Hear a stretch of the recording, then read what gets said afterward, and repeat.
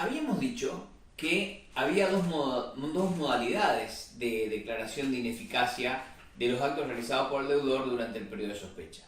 La primera era aquella que hablamos de la declaración de ineficacia de pleno derecho, que fue a la que nos referimos en el video anterior. Ahora vamos a ver los casos de ineficacia por vía de acción.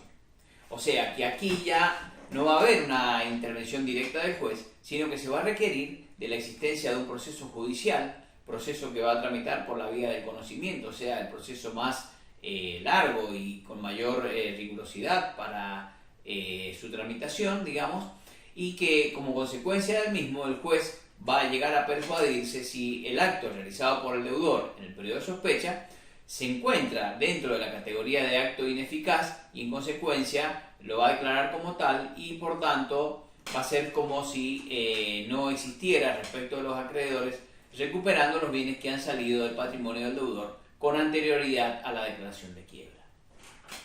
Dice el artículo 119 que, tras la enumeración del 118, dice que los demás actos perjudiciales para los acreedores otorgados en el periodo de sospecha son también, pueden ser declarados ineficaces si quien celebró el acto tenía conocimiento del estado de cesación de pagos. O sea que acá lo que se va a requerir precisamente es que el tercero cocontratante con el deudor haya tomado conocimiento, haya tenido conocimiento previo de que estaba haciendo ese contrato con este sujeto que estaba en cesación de pagos. Ahora, ¿cómo se demuestra que tenía conocimiento? Bueno, hay libertad de prueba para ello. Por supuesto, si es alguien muy allegado al sujeto, porque era un amigo, porque era un familiar, porque era un socio, o si de las circunstancias, digamos, propias del acto puede colegirse que el sujeto, digamos, estaba en cesación de pago porque la venta era a precio vil, o porque en realidad el sujeto le dio en pago un bien que valía 100 pesos por una deuda de 20 y este se aprovechó de la situación. Bueno, todo eso puede llegar a generar la presunción que el sujeto tenía conocimiento de la cesación de pagos del sujeto con el que estaba contratando.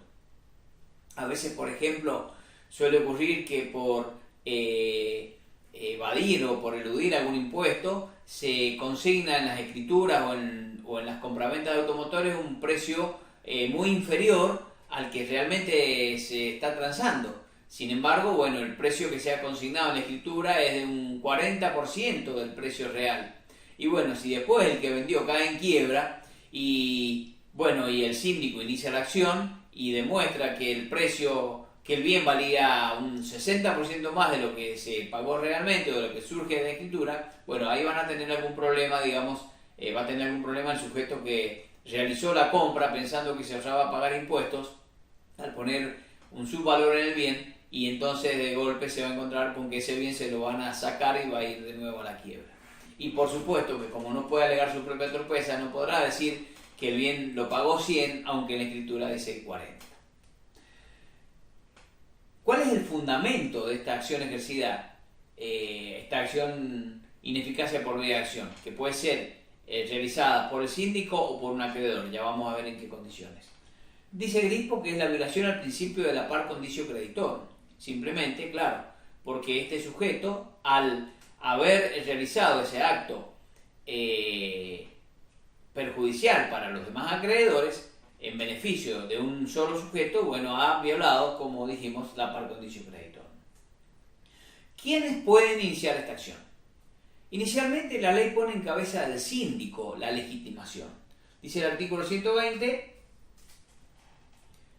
el artículo 119, en el tercer párrafo, que la acción es ejercida por el síndico. Ahora bien, dice también este artículo que esta acción ejercida por el síndico está sujeta a autorización previa de la mayoría simple del capital quirografario verificado y declarado admisible y no está sometida a tributo previo, sin perjuicio del pago por quien resulte vencido, en su caso de la tasa de justicia como gasto de conservación y justicia. ¿Qué quiere decir esto? Bueno, quiere decir que el síndico, para poder iniciar esta acción, necesita la autorización de los acreedores quirografarios ¿Y por qué? Y porque, digamos, de la mayoría del capital de los acreedores quiropláticos, porque en realidad si el síndico inicia esta acción y después pierde, y bueno, ¿quiénes se van a ver perjudicados? Y los acreedores, porque si pierde va a tener que pagar las costas de ese proceso y la plata va a salir de la quiebra. Entonces son los acreedores los que van a soportar, digamos, ese detrimento al percibir un menor dividendo del que les correspondía. También la ley da la posibilidad que cualquier acreedor inicie la acción si previamente ha intimado al síndico y el síndico no inició la acción dentro de los 30 días de esta intimación. El síndico, ¿por qué no inicia la acción? Porque puede ser que él no vea con claridad, que tenga la posibilidad de tener un éxito esperado de esa acción, o puede ser porque no consiguió la conformidad de los acreedores y por consiguiente se vio impedido de iniciar la acción aunque él hubiera estado de acuerdo en hacerla. Una cuestión referida al cómputo de las conformidades de los acreedores que requiere el síndico. Bueno, si la acción se va a iniciar contra un acreedor, evidentemente ese acreedor, su crédito, digamos, no va a ser parte de la base de cómputo, porque si este acreedor tenía un 50% del pasivo, no da la autorización, nunca se va a poder iniciar el juicio contra él. Solamente vamos a tomar como base de cómputo el resto de los acreedores. Si la acción se va a iniciar contra un tercero que no es acreedor, ahí sí necesitamos el cómputo sobre la totalidad de los acreedores. Cuando la acción la promueve el acreedor, la ley le prohíbe iniciar beneficio y litigar sin gasto. ¿Por qué? Porque también está previendo la posibilidad de que se lancen a la aventura de iniciar una acción y después, si esa acción resulta infructuosa, generen una gran cantidad de costas que no van a ser satisfechas de ningún modo. Entonces la ley le prohíbe a este sujeto la posibilidad de ocurrir al beneficio de litigar sin gastos. Una vez que se haya iniciado la acción por el síndico o por un acreedor, del otro lado vamos a tener al deudor y al sujeto con el cual el deudor contrató. O sea, vamos a tener un litisconsorcio pasivo necesario. Recuerden, litisconsorcio porque es un juicio en donde hay una pluralidad de sujetos en el lado pasivo, que serían los demandados, necesario porque no podríamos accionar solamente contra el fallido o solamente contra el cocontratante. Tenemos que accionar contra ambos y en ese caso el fallido ejerce una actuación propia, digamos, no está alcanzado por la pérdida de legitimación del artículo 110, sino que él actúa por derecho propio y en causa propia. Competente es el juez del concurso y, como dijimos más temprano, el proceso sigue las reglas de la vía del juicio de conocimiento o juicio ordinario. ¿Qué se requiere para iniciar esta acción? Bueno, primero una quiebra. Después que el acto haya sido otorgado en el periodo de sospecha, o sea, en el tiempo que va desde la fecha inicial de cesación de pagos hasta la declaración de quiebra y nunca más allá de los 2 años de la fecha de quiebra o de la presentación del concurso preventivo. Por otro lado, que el cocontratante haya tenido conocimiento de la cesación de pagos del deudor. Y como dijimos recién, ese conocimiento debe probarse o puede probarse por cualquier medio. Entonces, que el acto haya causado perjuicio a los acreedores del fallido.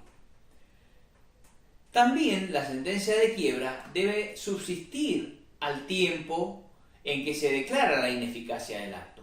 Porque si la inicia la acción el síndico o un acreedor y antes de que juez dicte sentencia la quiebra cesa por avenimiento o por pago total o por conversión en concurso preventivo, bueno, sería difícil esto último, ¿cierto? Pero bueno, por avenimiento o por pago total, en ese caso no tiene sentido seguir adelante con la acción de ineficacia. ¿Por qué? Porque los acreedores han sido desinteresados y, como dijimos, si la ineficacia es en el interés de los acreedores y no del deudor, no tiene sentido que prosiga la acción una vez que ha concluido la quiebra. Debe tratarse, por supuesto, de actos a título oneroso. ¿Por qué? Porque los actos a título gratuito están alcanzados por la ineficacia del artículo 118.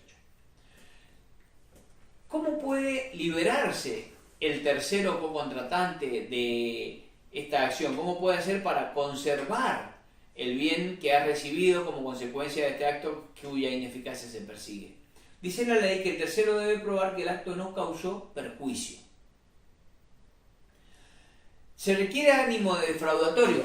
No, se presume el ánimo defraudatorio. O sea, no nos interesa si hubo la intención de defraudar a los acreedores. Sí, solamente nos interesa que el acto se haya llevado a cabo durante el periodo de sospecha.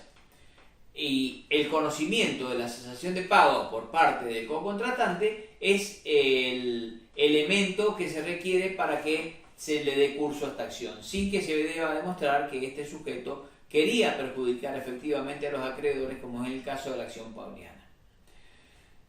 ¿Cómo se prueba el conocimiento de la cesación de pago? Como dijimos, por cualquier medio. Inclusive puede ser que este acreedor este sujeto haya sido verificado, pero bueno, supongamos que había tomado una garantía hipotecaria por una obligación vencida 20 días antes de que se presentara el concurso preventivo.